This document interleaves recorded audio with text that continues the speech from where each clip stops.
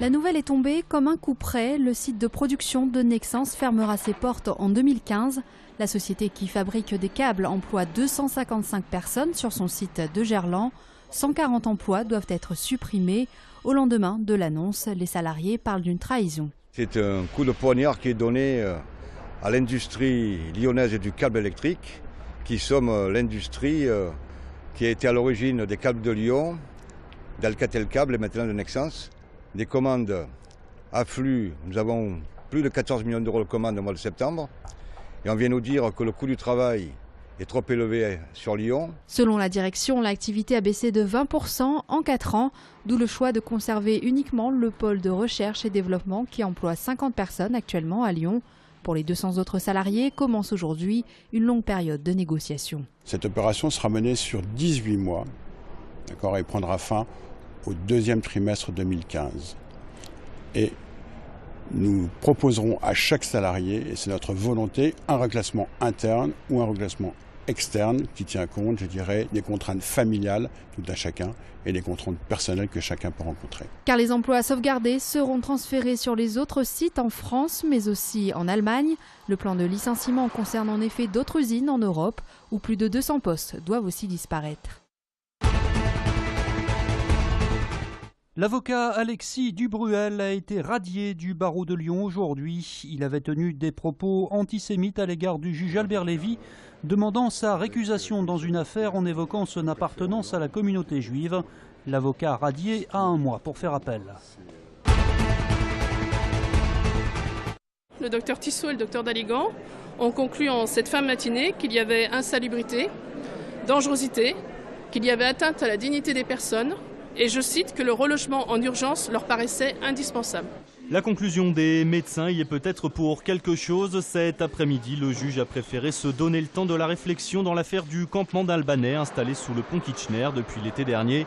La décision du tribunal ne sera finalement rendue que le 23 octobre prochain. C'est une décision qui, à mon sens, est intelligente puisque évacuer un camp qui risque de se reformer quelques mètres plus loin, ce n'est dans l'intérêt de personne. Installés dans des conditions sanitaires déplorables, les 300 occupants sont en majorité des demandeurs d'asile. Jusqu'à ce que leur demande soit examinée, ils ne peuvent être expulsés hors de France.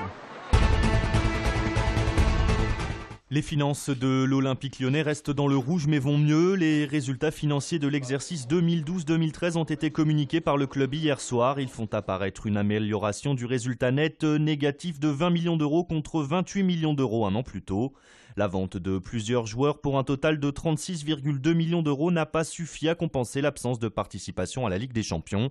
Et les droits à télé ont chuté de 20,1 millions d'euros par rapport à l'exercice précédent. Sur ces 4 dernières années, les pertes cumulées de l'OL atteignent 111 millions d'euros. Jean-Michel Aulas compte toujours sur un retour à l'équilibre dans 1 an et annonce que la première pierre du Stade des Lumières sera posée le 12 novembre prochain. Cette fonction a été créée suite aux difficultés des différents services d'urgence à placer leurs patients. Martine est bed manager, un nouveau métier créé par les Hospices civils de Lyon. Sa mission, gérer la saturation des urgences, en particulier au moment de la sortie des patients lorsqu'il faut leur trouver un lit dans un service de soins. Chaque médecin ou chef de service a son secteur où il garde ses patients. Donc les lits peuvent être disponibles, ne sont pas acceptés les patients d'autres services.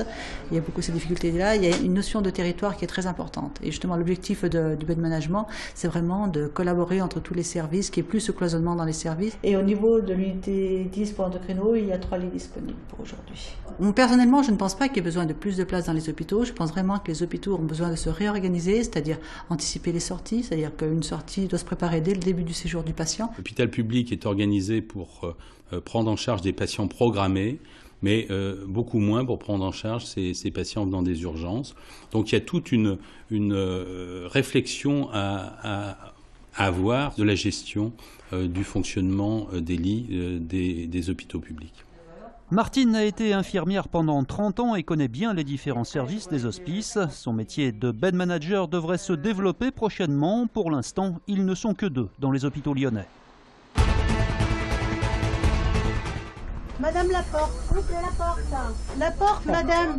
La porte, certains le crient avec politesse, d'autres sont plus autoritaires. La porte, c'est en tout cas le quotidien d'Ansari. Ancienne hôtesse de l'air, elle s'est retrouvée à 50 ans au volant d'un bus TCL. Une improbable reconversion dans un monde tout aussi improbable qu'elle raconte aujourd'hui dans un livre. Mon premier jour dans le bus, c'était assez émouvant et le soir j'ai écrit un mail à plein d'amis. Et dans la foulée, ils m'ont répondu et ils m'ont tous dit « Oh là là, mais c'est super, il faut faire un blog, il faut faire un livre, on veut la suite ». Pendant 2 ans et demi, Anne a donc tenu un journal de bord décrivant la vie dans son bus, ligne C12, une sorte de micro-société où montent et descendent des personnages, tels que les poissons pilotes par exemple. C'est le passager qui en fait se colle au portillon et qui en quelques arrêts va vous raconter sa vie et c'est souvent très savoureux. Et puis il y a ceux qui au contraire ne la voient pas, elle peut alors les observer en toute tranquillité. Je dois faire partie de la carrosserie pour certains et du coup ça me permet de voir des tas de choses que je ne verrais pas autrement. Les collègues d'Anne ont plutôt apprécié sa démarche. Les usagers, eux, commencent à la reconnaître de plus en plus. La porte, confession inattendue d'une conductrice d'autobus, est éditée chez Michelon.